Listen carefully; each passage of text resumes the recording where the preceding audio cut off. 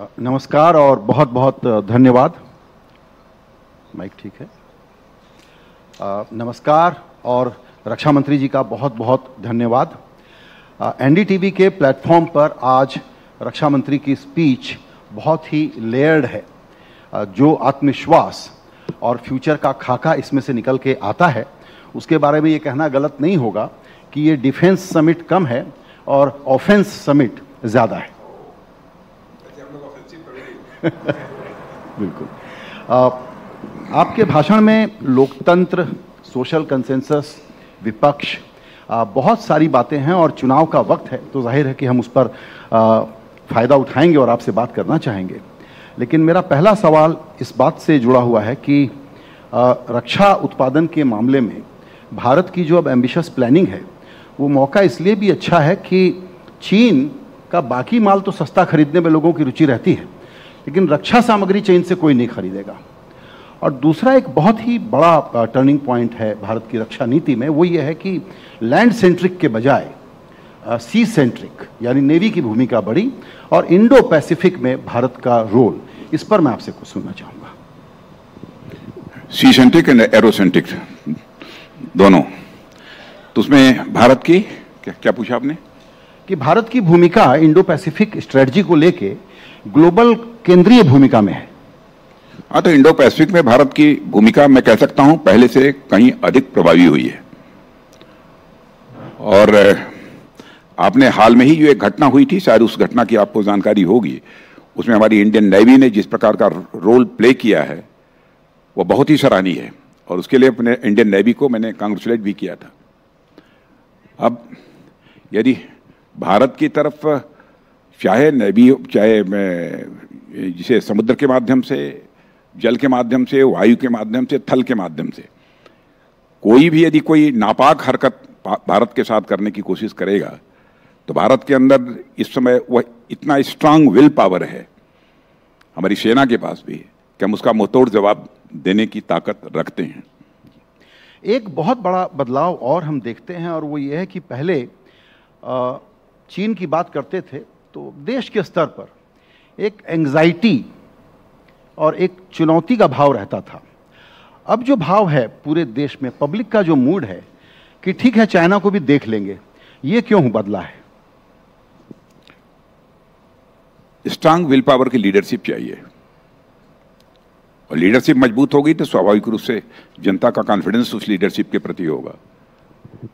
और मैं समझता हूं सबसे बड़ी बात यही है और सदैव हम लोगों ने अपनी जो भी हमारी फोर्सेस हैं उनके मोरल को हाई रखने के लिए जो भी स्टेप्स लिए जा सकते हैं वो सारे स्टेप्स हम लोगों ने लिए हैं। जी। एक सवाल और इसी से जुड़ा हुआ है, जो चीन कहें या जो बॉर्डर की ज़रूरतें थी, इंफ्रास्ट्रक्चर जो बनाया और ख़रीदारी में, रक्षा सामग्री की ख़रीदारी में पहले भारत हिचक के बात करता था, उसको इस सरकार ने तेज़ गति से काम किया कि ख़रीदना है तो ख़रीदेंगे और अपना भी बनाएंगे। इस परिवर्तन के पीछे भी एक ये थॉट रहा होगा कि किस तरीके से भारत को मजबूत बना। देखिए, किसी देश के, हमारे पड़ोसी देश के साथ अथवा किसी देश के साथ वार की संभावना हो अथवा न हो, बराबर हमारे फोर्स के लोग भी यहाँ कुछ बैठे होंगे, आप उनसे भी जानकारी हासिल कर सकते हैं, हमारे तीनों सर्विसेज के चीफ से भी पूछ सकते हैं। बराबर मैंने यह कहा कि हर समय वार के लिए हमको तैयार रहना चाहिए, हर समय, चाहे बिल्कुल शांति का काल क्यों न हो, लेकिन हमारी तैयारी बराबर होनी चाहिए। भारत का चरित्र यह है, भारत के पिछले इतिहास के पन्नों को उठाकर भी कोई देखे तो भारत का इतिहास यही है कि भारत ने आज तक न तो दुनिया के किसी देश पर कभी आक्रमण किया है, न दुनिया की किसी भी देश की 1 इंच जमीन पर कभी भारत ने कब्जा किया है। जी बिल्कुल। लेकिन भारत को यदि कोई आंख दिखाएगा तो भारत अब ऐसी स्थिति में है कि उसका जैसा जवाब देना चाहिए वैसा जवाब दे सकता है। बिल्कुल। मुझे लगता है कि रक्षा से जुड़े हुए जो एजेंडा और कार्यक्रम हैं और आपने एम्बिशंस बताए अभी कि कितनी बड़ी चीज़ हो सकती है, उसके लिए भारत का निजी क्षेत्र बहुत ज़्यादा काम आप लोगों ने किया है उसको सहयोग देने के लिए, चीज़ों को सुगम बनाने के लिए, अप्रूवल्स के लिए, परमिशंस के लिए, लेकिन हमको लगता है कि वहाँ और काम करने की ज़रूरत है ताकि प्राइवेट सेक्टर और कॉन्फिडेंट हो कि हमको पूरा सपोर्ट मिलेगा। देखिए, कॉन्फिडेंस लेवल तो हमारे प्राइवेट सेक्टर का बढ़ा है, इसमें कहीं इस सच्चाई को कोई नकार नहीं सकता है। और जो भी प्राइवेट सेक्टर से जो सुझाव आते हैं उस अनुरूप सोच समझकर जो भी आवश्यक होता है वह स्टेप्स गवर्नमेंट लेने में रंच मात्र भी हेजिटेट नहीं करती है। क्योंकि जब भी एसआईडीएम वगैरह की कोई कॉन्फ्रेंस होती है, एसआईडीएम की कॉन्फ्रेंस में मैं जाता हूं, अलग अलग जो हमारे इंडस्ट्रीज से लोग जुड़े हुए स्टालवर्ड्स हैं उन सब सारे लोगों से बातचीत होती है। मैं देखता हूं कि मेरे सामने तो सभी अपनी खुशी का इजहार करते हैं, अपनी प्रसन्नता का इजहार करते हैं, लेकिन इसी के साथ साथ उन लोगों को मैं यह भी कहता हूं कोई नए सुझाव हों अथवा कुछ ऐसे ताकि आप अपनी इंडस्ट्रीज को प्रमोट कर सकते हैं या जो कुछ भी रिक्वायरमेंट्स भारत की हैं उसको पूरी कर सकते हैं, भारत का आप एक्सपोर्ट बढ़ा सकते हैं, उसके लिए और यदि कुछ रिक्वायरमेंट्स हों तो मैं आप सभी का सुझाव यदि प्राप्त होगा तो उसका मैं स्वागत करूंगा। बिल्कुल। अब आपकी इजाज़त हो और चुनाव के पहले आपसे बात करने का मौका मिला है। आमतौर पर आप की नोट एड्रेस के बाद इंटरव्यू देते नहीं हैं, लेकिन एनडीटीवी के लिए आपने समय थोड़ा और निकाल लिया है, आपका बहुत शुक्रिया। तो मेरा पहला सवाल ये होगा कि रक्षा मंत्री के नाते बड़ा ज़रूरी है कि आपका निशाना अचूक बैठना चाहिए। तो मैं 4 नंबर आपके सामने रखता हूँ, उसमें से एक चुनिएगा आप। 273, 304, 370 या 400। एनडीए 400 पार। एनडीए 400 पार में थोड़ा ये पता करना है हमको। बीजेपी 370 पार। बीजेपी 370 पार।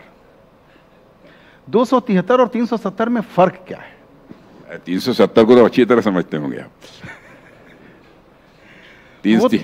370 पार कर गए। Actually on a serious note, हम लोग बहुत हिसाब लगाते हैं चुनाव के पहले और गलत भी होते हैं अपने अनुमानों को लेकर के कि बीजेपी हमेशा हम लोग अंडर एस्टिमेट करते हैं और उस एक्सपेक्टेशन को एक्सीड करती है। तो इसका गणित हम समझना चाहते हैं, क्योंकि एक नैरेटिव ये है कि बंगाल, महाराष्ट्र, दक्षिण और बिहार ये कठिन डगर है आप लोगों के लिए। बिल्कुल कठिन नहीं है। आपने देखा होगा कि 2014 के पहले हमारी स्थिति वेस्ट बंगाल में कैसी रहती थी, एक भी सीट हमको नहीं मिलती थी। 5 वर्ष के बाद 2019 में जब चुनाव हुआ, हमको 18 to 19 सीटों पर विजय हासिल हुई पार्लियामेंट्री कॉन्स्टिट्यूंसी में।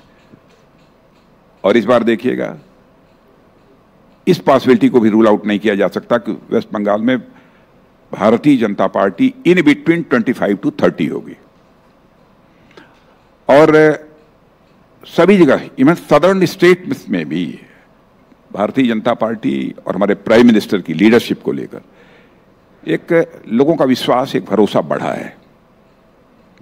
हाँ, और आप देखते होंगे कि किस तरीके से कॉमन मासेस का रिस्पांस इस समय हमारे प्राइम मिनिस्टर को मिल रहा है।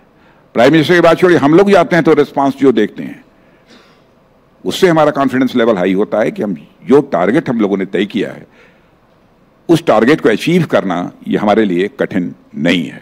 बिल्कुल। आपने लोकतंत्र और विपक्ष की भूमिका के बारे में, जो कि एक निराशाजनक सी भूमिका है, ऐसा बहुत लोग मानते हैं, आपने जिक्र किया उसका। लेकिन मैं आप पर ये इल्ज़ाम लगा सकता हूं कि आपकी पार्टी तो लार्जेस्ट इंपोर्टर है विपक्षी नेताओं की। विपक्षी नेताओं का इंपोर्ट बीजेपी बहुत ज्यादा कर रही है। नहीं, विपक्षी नेताओं में भी बहुत सारे ऐसे लोग हैं जो चाहते हैं कि देश आगे बढ़ना चाहिए और उनको लगता है कि उनकी पार्टी इस समय देश को आगे ले जाने की स्थिति में नहीं है, और अकेले यदि कोई पार्टी है तो भारतीय जनता पार्टी ही देश को आगे ले जा सकती है, एनडीए ही देश को आगे ले जा सकती है, और under the leadership of the prime minister Narendra Modi ही यह देश आगे जा सकता है। इसलिए वो स्वाभाविक रूप से चल कर आ रहे हैं। ऐसे लोगों का स्वागत है। एक राजनीतिक कार्यकर्ता के रूप में मैं जानना चाहूंगा आपसे कि विपक्ष इस तरह से फेल क्यों हो रहा है? मजबूत विपक्ष सबको चाहिए। नहीं, ये बहुत चिंता का विषय है। हेल्दी डेमोक्रेसी में विपक्ष भी सशक्त होना चाहिए, हमारी यह निश्चित धारणा है। लेकिन विपक्ष जिस तरीके से कमजोर हो रहा है उसके लिए अन्य कोई जिम्मेदार नहीं है। विपक्ष स्वयं इसके लिए जिम्मेदार है। जी, एक और जिज्ञासा है, वो ये कि बीजेपी हर चुनाव में बिल्कुल आखिरी वोटर, आखिरी बूथ तक जो मेहनत करती है उसमें बहुत कुछ इनोवेट करती है। चुनाव प्रचार से लेकर के वोटर को लाने तक, और जिन सीटों को नहीं जीत पाए अभी तक उनको जीतने तक। उस बारे में क्या नया इस बार आप लोगों से हम लोग अपेक्षा करें? देखिए, हम लोगों का अपने जो भी ग्रास रूट पर काम करने वाले कार्यकर्ता हैं उनसे भी यही आग्रह रहता है कि आम जन तक पहुंचने की आपकी कोशिश होनी चाहिए, उनसे बातचीत लगातार चलती रहनी चाहिए। हम लोग यहाँ तक सबसे निचली इकाई में पन्ना प्रमुख हमारा होता है, पन्ना प्रमुख बोलते हैं, माने उसके पास 10-15 ऐसे घर होते हैं, केवल 10-15 घरों में रहने वाले परिवार के सदस्यों से उसको संपर्क करना है, उससे डायलॉग बनाकर रखना है, उससे बातचीत करके रखना है, वह काम करता है।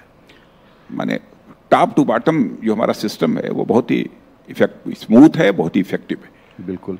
एक चीज और, आपने कहा पन्ना प्रमुख, उसके आगे हमने तो ये सुना कि अब लाभार्थी प्रमुख तक कि जो बेनिफिशियरीज हैं, और ये एक प्रकार का सेक्युलराइजेशन हो गया है वोटर का। नहीं, जो बेनिफिशियरीज हैं, जो लाभार्थी हैं, उन तक भी वही पहुंचता है उन तक जी। और इस हद तक हम लोगों ने चिंता की है, जिनको गवर्नमेंट की स्कीम की बेनिफिट मिलनी चाहिए वह बेनिफिट मिलने से कोई छूट न जाए, इसलिए एक संकल्प यात्रा हम लोगों की प्रारंभ हुई थी, आपने देखा होगा। और जगह जगह जाकर सभी लोगों से ये पूछ रहे हैं, आप कहीं छूट नहीं गए? जिसको प्राप्त होना चाहिए लाभ सरकार की योजनाओं का, ऐसा नहीं है उससे कोई वंचित रह गया, कोई छूट गया, इस हद तक चिंता कर। कोई वंचित रह गया तो तुरंत वहीं पर उसको वो असिस्टेंस प्रोवाइड की जाती है। जी बिल्कुल। आपने आज एक बहुत इंपॉर्टेंट बात कही और बहुत डिटेल में आपने मीडिया आलोचना और देश का जो सोशल कंसेंसस होता है उसके बारे में बहुत रोशनी डाली है, और मुझे लगता है एक नई चर्चा देश में शुरू करेगा। इस जानबूझ के किया है मैंने, आई कैन सी दैट। मैं जानता हूं डिफेंस समिट में आप लोगों ने एक्सपेक्ट नहीं किया होगा, लेकिन जानबूझ कर किया है मैंने। बिल्कुल। और शायद वो जाना बुझा कारण ये है कि भारत में बहुत लोगों को, जो आज आपने बहुत ढंग से आर्टिकुलेट किया, इस बात का रियलाइजेशन नहीं है कि कंसेंसस में बदला क्या है, पुराने एलिट किस तरीके से बेदखल हो गए हैं और इसको पचाने में दिक्कत हो रही है। एक प्रश्न आपकी कंस्टिट्यूएंसी के बारे में भी मैं पूछना चाहूँगा, बल्कि उसके पहले जो मैंने विपक्ष का और आलोचना का जिक्र किया, वो आप लोग कितने सेंसिटिव हैं, कितने रिस्पॉन्सिव हैं। इसका एक उदाहरण ये है कि आसनसोल से एक कैंडिडेट दिया और उसके बाद 48 घंटे के अंदर आप लोगों ने बदल दिया, इसके पीछे क्या सोच रहती है? सोच तो यही है कि हेल्दी डेमोक्रेसी में कोई हमारा कार्यकर्ता हो, कोई व्यक्ति हो, ऐसा कुछ उसके द्वारा न किया जाना चाहिए, न बोला जाना चाहिए जो कि डेरिगेटरी हो, अपमानजनक हो, अथवा किसी को हर्ट करने वाला हो, किसी इंडिविजुअल को अथवा किसी सोसाइटी को अथवा किसी सेक्शन को हर्ट करने वाला न हो। यह प्रिकॉशन लेना चाहिए, और इसमें हमको करने की जरूरत नहीं पड़ी, उस व्यक्ति ने स्वयं ही फैसला कर लिया। बिल्कुल, स्वयं ही कर दिया जी। क्योंकि बीजेपी की छवि ये है कि माय वे और हाईवे, तो उसमें पब्लिक का अगर क्रिटिसिज्म आया तो उस पर आप रिस्पॉन्ड करते हैं। ये बात लोगों को लगती नहीं है, लेकिन एक्चुअली मैंने देखा है हमेशा कि फीडबैक आप लोग बहुत ज़्यादा लेते हैं। हाँ, बिल्कुल फीडबैक लेते हैं। बिल्कुल सही बात। अब लखनऊ के बारे में, चूंकि आप सचमुच हेल्दी लोकतंत्र चाहते हैं, तो वहाँ हम लोग सपा और कांग्रेस की मदद करें कैंडिडेट ढूंढने में। मैंने कैंडिडेट मिलेंगे, उन लोगों को मिलेंगे। और आपका वहाँ का जो रिकॉर्ड रहा है वो है 54% वोट शेयर था आपका 14 में, 57% था 19 में, 24 का 60% मैं टारगेट दे दूं आपको। टारगेट क्या, तो जनता के हाथों में फैसला है। मैं कोई बहुत धरती पर ही रहकर बराबर कोई काम करता हूं और सोचता हूं, जो जनता को मंजूर होगा वो। एज कैंपेनर आपको पूरे देश में घूमना है, तो लखनऊ में भी आप समय देंगे या जरूरत नहीं है? अभी तक 2009 से लेकर अपनी पार्लियामेंट्री कॉन्स्टिट्यूंसी में इलेक्शन के दौरान जितना समय देना चाहिए मैं कभी नहीं दे पाया। मैं कभी अपनी पार्लियामेंट्री कॉन्स्टिट्यूंसी में इलेक्शन पीरियड में 2 दिन रह पाता हूँ, या कभी कंट्री के किसी पार्ट से कोई कैंपेन करने के बाद रात को लौटा तो एक कोई पब्लिक मीटिंग वगैरह एड्रेस कर लिया है।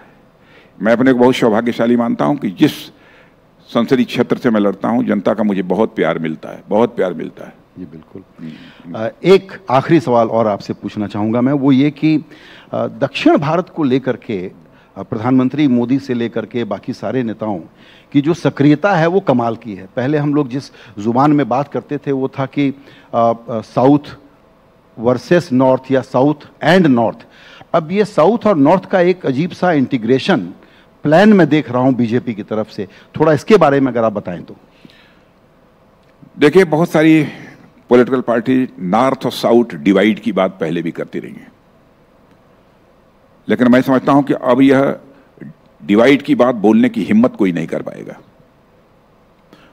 और मैंने ऐसा महसूस किया था पहले, साउथ में कुछ लोगों के दिमाग में ये बातें कुछ बैठी भी रहती थी कि है ऐसा कुछ, लेकिन हमारे प्राइम मिनिस्टर की, मोदी जी की जिस प्रकार की अप्रोच रही है, काम करने का जो उनका तौर तरीका है, तो यह डिवाइड की जो फीलिंग वह रहती थी वो लगभग क्या, मैं पूरी तरह से अब समाप्त हो चुकी है।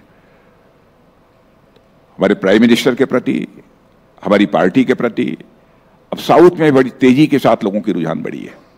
और ज्यादा मेहनत हो रही है उन 2 स्टेट्स में जहां आप लोगों के लिए बहुत बड़ा कठिन रास्ता है, वो है तमिलनाडु और केरल। मेहनत तो हम लोग सभी जगह करते हैं, चाहे वहां एक भी सीट आती हो ना आती हो, वहां भी मेहनत करते हैं। यहाँ 100% रिजल्ट हासिल होता है, वहां भी मेहनत करते हैं। बिल्कुल। और दूसरा यह है कि अलायंसेस इतने आपके पास हैं, इतने सारे अलाइज हैं, उसके बाद भी आप लोग रुक नहीं रहे हैं। अब पहले नीतीश, फिर नवीन बाबू, और हमको लगता है फिर दक्षिण से भी कुछ ले आएंगे। कितना ग्रैंड से कितना ग्रैंड अलायंस चाहिए? नंबर ऑफ अलाइज उसी के साथ बढ़ेंगे जो जिसका दिल बड़ा होगा। छोटे दिल के पास इतने लोग नहीं जा सकते। तो विपक्ष में बचेगा क्या, और कांग्रेस का सीट टारगेट क्या रखा जाए? कांग्रेस का भी एक सीट टारगेट तय कर लें। नहीं, तो उनको तय करना है, ये तो विपक्षी तय करेगा उनको कितना हासिल करना है। हम तो बिल्कुल एक अपनी पॉजिटिव अप्रोच हमारी रहती है, नंबर ऑफ सीट्स हमारी अधिक से अधिक बढ़ सके। जी बिल्कुल। अधिक से अधिक हम जनता का विश्वास हासिल कर सके, अपना प्रयत्न तो यही रहता है। बिल्कुल। मतलब हम लोगों को डर ये है कि आप लोग कहते थे कांग्रेस मुक्त भारत, लेकिन आप लोग करीब करीब विपक्ष मुक्त भारत बनाने पर लगे हुए हैं। नहीं, हम लोगों ने कहा कभी नहीं, हम चाहते हैं विपक्ष रहे। जी, ये तो उन लोगों की जिम्मेदारी है। बिल्कुल। वो कैसे रहते हैं। हमको 100% सीटें मिल जाएं, तब भी हम इस बात की बराबर चिंता करें कि भारत की जो हेल्दी डेमोक्रेसी है उस पर किसी भी सूरत में कोई क्वेश्चन मार्क न लगने पाए, यही हमारी कोशिश होगी। बिल्कुल। आपने आज इस बातचीत के लिए अलग से समय दिया, हमको बहुत धन्यवाद आपका। बहुत बहुत थैंक यू। बहुत बहुत धन्यवाद।